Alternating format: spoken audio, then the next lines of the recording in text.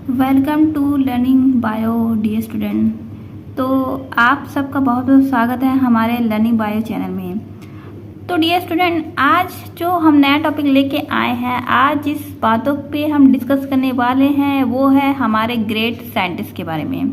तो आज हम एक ग्रेट साइंटिस्ट के बारे में पढ़ने वाले हैं। जैसा कि आपके सामने स्क्रीन पर दिख रहा है वो नाम, इस नाम से भले ही कोई ऐसा स्टूडेंट होगा जो अनजान होगा, क्योंकि इनका जो योगदान है हमारे विज्ञान के जो भी शाखा है बहुत बड़ा योगदान है। तो ये है हमारे great scientist Gregor John Mendel's. आज हम इनके ऊपर कुछ बातें को डिस्कस करेंगे। ओके, तो आप सबको पता है हम 9, 10, 11, 12 में पढ़ते आते हैं बायो में ग्रेगर जॉन मेंडल्स के बारे में कि उन्होंने क्या काम किया, कितना योगदान दिया हमारे साइंस के ब्रांच में। तो चलिए इनके ऊपर कुछ बातों को डिस्कस करते हैं। तो चलिए स्टार्ट करते हैं। तो जो सबसे पहली लाइन है वो है इनके फुल नेम के ऊपर। हम इन्हें मेंडल्स के नाम से बुलाते हैं या मेंडल्स के नाम से पढ़ते हैं। तो ग्रेगर मेंडल्स, जिन्हें हम शॉर्ट में मेंडल्स बोलते हैं, उनका full name Gregor John Mendel's है। ओके, एंड जो सेकंड लाइन है उसमें लिखा है कि जो ग्रेगर जॉन मेंडल्स हैं, ओके, वो है हमारे फादर ऑफ जेनेटिक्स।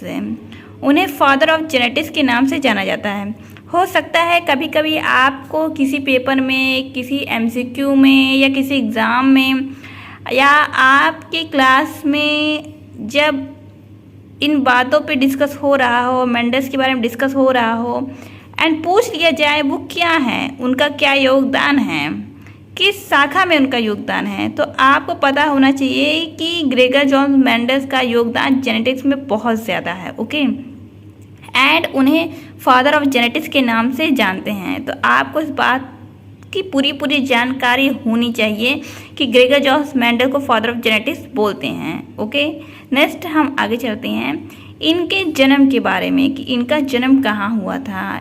तो इनका जन्म, जैसे कि मैंने हाईलाइट करके रखा है, आप स्क्रीन पे देख सकते हैं, जुलाई 20, 1822 इन ऑस्ट्रिया।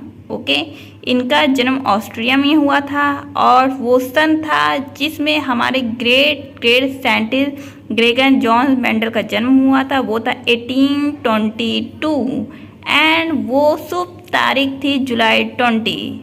ओके, अगर उस दिन, उस साल को ये पैदा ना हुए होते तो आज हम जेनेटिक्स से अधूरे होते, जो जेनेटिक्स की बातें हैं उनसे अज्ञात होते और उनके बारे में कोई जानकारी हमें ना होती। तो बहुत बड़ा योगदान इन्होंने दिया है। आगे चलते हैं। तो ये है हमारी सृष्टि की रचना की, जो आया है उसे जाना ही पड़ेगा। तो कुछ ऐसा ही हुआ हमारे ग्रेगर जॉन मेंडल के साथ। एंड जो इनकी डेथ थी, ये इनकी जो डेथ हुई थी वो थी जनवरी 6 में, यानी कि जनवरी की 6 तारीख को। एंड वो साल था 1884 का एंड इनकी उम्र थी 61। तो 61 ईयर्स की एज में इन्होंने जो साइंस की दुनिया थी, जेनेटिक्स की दुनिया थी, उसे अलविदा कह दिया था।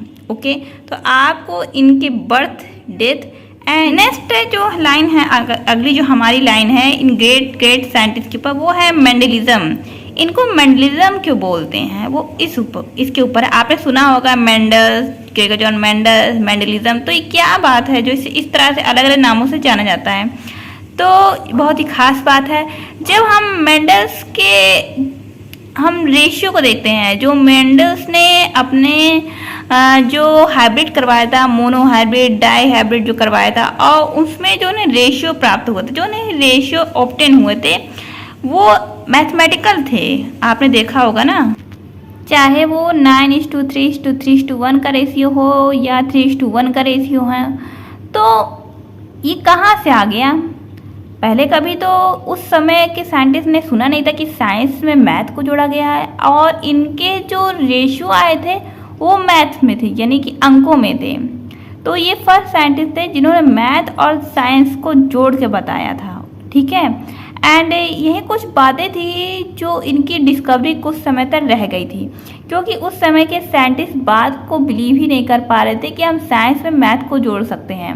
खैर आजकल की तो ये सब बहुत ही इजी बातें हैं एंड बहुत ही नॉर्मल बातें, लेकिन उस समय जो 20वीं सेंचुरी के एबव था उसमें ये सब बहुत ही कॉमन बात नहीं थी कि हम मैथ में साइंस को जोड़ दें। ओके, तो इन्होंने ये काम किया कि उन्होंने अपने जो भी हाइब्रिड का के रिजल्ट थे उन्हें रेशियो फॉर्म में बताया था। चाहे इनके चेकर बोर्ड को भी आप देखेंगे, ओके, उसमें भी मैथमेटिकली कुछ तरीकों को यूज़ करके उन्होंने बताया है। तो यही था मेंडलिज्म का मतलब। अब जो नेक्स्ट लाइन है वो क्या है, वो भी इनके नाम के ही ऊपर है। नेक्स्ट जो लाइन है, तो जो मेंडल्स थे जब ये जन्म लिए थे तो इनका नाम जॉन्स था, जैसे कि ग्रेगर जोहन मेंडल बोलते हैं। लेकिन जब ये रोमन कैथोलिक चर्च में इंटर किए थे वो भी 1843 में, तब इनका नाम ग्रेगर पड़ गया था, Gregor Johann Mendel. Okay, and normally इनको हम जॉन्स के नाम से जानते थे पहले। नेक्स्ट जो लाइन है वो है मेंडल्स बिकम ए मॉन्क, यानी कि जब वो चर्च में इंटर किए थे तो मॉन्क हो गए थे।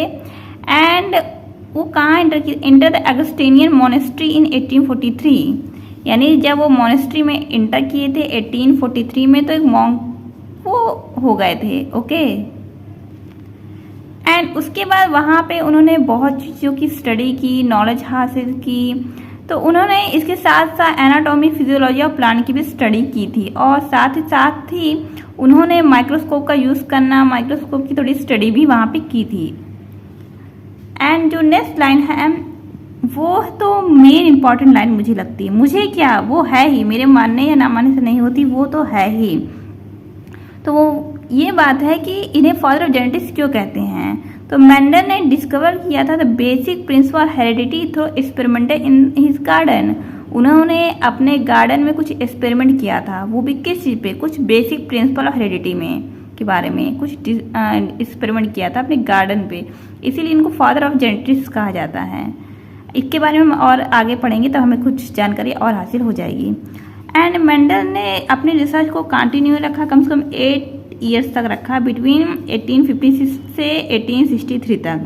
एंड इस टाइम में यानी जो इनका 1856 से 1863 जो 8 ईयर्स थे, इन्होंने बहुत सारे रिसर्च किए थे। तो उस समय उन बीच में इस जो ईयर है इस बीच में उन्होंने क्या किया था कि बहुत सारे जो पी प्लांट थे उनको कल्टीवेट किए थे और उन पे एक्सपेरिमेंट किए थे, उनको टेस्ट किया था, यानी 28,000 पी प्लांट पे इन्होंने टेस्ट किया था।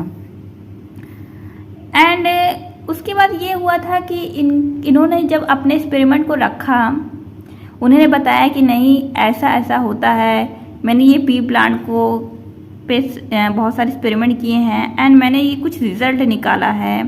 तो हुआ ये कि बहुत सारे साइंटिस्ट थे, उनकी बात को वो एग्री नहीं कर पा रहे थे एंड ये भी अपनी बात को कुछ ठीक से प्रूफ नहीं कर पा रहे थे।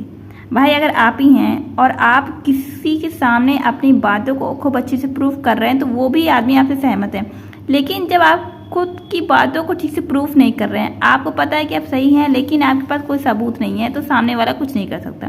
तो ऐसा ही कुछ इनके साथ भी हुआ, ये अपनी बातों को उन साइंटिस्ट के सामने प्रूफ नहीं कर पा रहे थे, ये बातों को रख नहीं पा रहे थे ठीक से, जिससे कुछ साइंटिस्ट उस समय इनसे सहमत नहीं थे। एंड इसीलिए जो इनका एक्सपेरिमेंट था, इन्होंने जो रिजल्ट दिए थे वो काफ़ी समय तक ऐसे की ही ऐसे पड़े रह गए थे। एंड कुछ टाइम बाद एंड को एक कारण ये भी था कि उस समय डार्विन भी आ गए थे और डार्विन ने भी अपने एक्सपेरिमेंट को रखा था। तो जो साइंटिस्ट थे उनका जो सारा ध्यान था वो डार्विन के ऊपर चला गया था, इसलिए इनके ऊपर इनका ध्यान, हमारे जो साइंटिस्ट थे उनका ध्यान ग्रेगर जॉन मेंडल्स के एक्सपेरिमेंट पे नहीं जा पाया था। उस समय ये भी हुआ था कि ना माइटोसिस मियोसिस की भी खोज नहीं हुई थी, तो कुछ ये भी कारण था कि इनके जो एक्सपेरिमेंट थे वो पड़े रह गए थे। लेकिन उसके बाद 20वीं सेंचुरी के बाद इनकी जो इनके एक्सपेरिमेंट थे उसकी रीडिस्कवरी हुई और इनकी जो रीडिस्कवरी करने वाले साइंटिस्ट थे वो थे Hugo de Vries, Carl Correns and Tschermak. ये कुछ साइंटिस्ट हैं 3, ये कुछ क्या, ये इन साइंटिस्ट का बहुत बड़ा योगदान है कि उन्होंने जो हमारे ग्रेट साइंटिस्ट थे ग्रेगर जॉन मेंडल्स, उनके एक्सपेरिमेंट को रीडिस्कवरी की थी। अगर ये साइंटिस्ट आगे नहीं आते और अब इनकी बातों को प्रूफ नहीं करते तो शायद आज हम ग्रेगर जॉन मेंडल्स के एक्सपेरिमेंट से अनजान होते।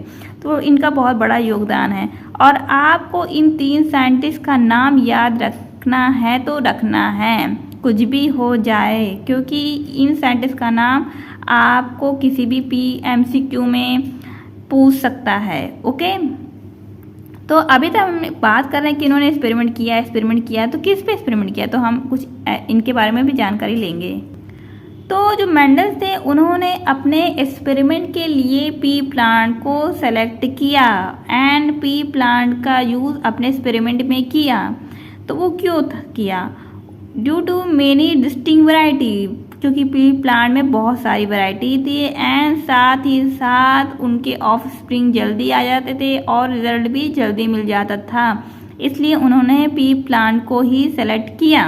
Okay, study how character are pass from one generation to next. Heredity के बारे में हम पढ़ रहे हैं। हम देखते हैं कि हमारे पेरेंट्स से लक्षण हमारे अंदर आते हैं, यानी parent two of spring character जाते हैं। तो वो ये जानकारी लेने की कोशिश कर रहे थे कि how character pass from one generation to next generation, ये करेक्टर कैसे एक जनरेशन से दूसरे जनरेशन में जा सकते हैं। इसी बात को प्रूव करने के लिए उन्होंने एक्सपेरिमेंट की दुनिया में कदम रखा एंड उन्होंने पी प्लांट पर एक्सपेरिमेंट कर डाला। ओके, एंड जो हमारी आज की लास्ट लाइन है वो है ही क्रॉस फर्टिलाइज्ड पी प्लांट। उन्होंने क्रॉस फर्टिलाइज किया पी प्लांट के ऊपर एंड अपोजिट कैरेक्टर वाले, जैसे टॉल का शॉर्ट में। ओके, तो इस तरह का उन्होंने एक्सपेरिमेंट कराया। जैसे कि आप जानते स्मूथ है व्रिंकल्स सीड थे, तो इस तरह अपोजिट कैरेक्टर वाले का उन्होंने एक्सपेरिमेंट कराया।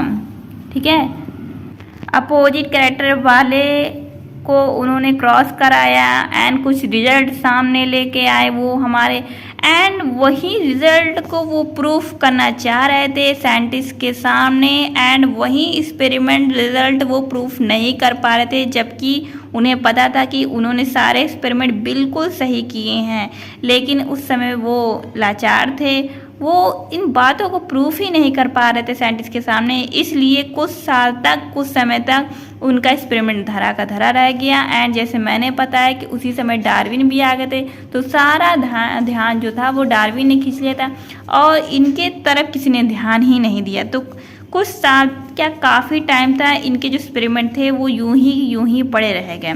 उसके बाद जो हमारे ग्रेट साइंटिस्ट हैं जिनका बहुत बड़ा योगदान है, आप इन्हें धन्यवाद कह सकते हैं कि इन्होंने आके मेंडल्स की जो डिस्कवरी थी उन्हें रीडिस्कवरी किया।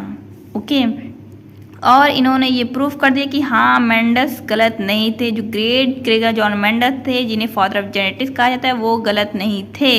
उन्होंने सारे एक्सपेरिमेंट बिल्कुल सही बताया, उनकी बातें बिल्कुल सही थी। ओके, तो तभी से हमारे जो साइंटिस्ट हैं उन्हें फादर ऑफ जेनेटिक्स, यानी कि हमारे जो ग्रेगर जॉन मेंडल है उन्हें फादर ऑफ जेनेटिक्स कहा जाने लगा। तो बस यही सारी बातें थी आज जो हमने डिस्कस की है ग्रेगर जॉन मेंडल के ऊपर। आई होप आपको ये लेक्चर अच्छा लगा हो और पसंद आया हो और ग्रेगर जॉन मेंडल के ऊपर जो कुछ बातें थी वो पता चल गई हो। मैंने पूरी कोशिश की है कि आपको जो मेन पॉइंट है ग्रेगर जॉन मेंडल के ऊपर वो पता चल जाए। एंड ये जो सारे सोर्स थे मैंने इंटरनेट से निकाले हैं, वो भी सिर्फ आप लोगों को बताने के लिए कि आप इस तरह की जानकारी से अधूरे ना रह जाएं।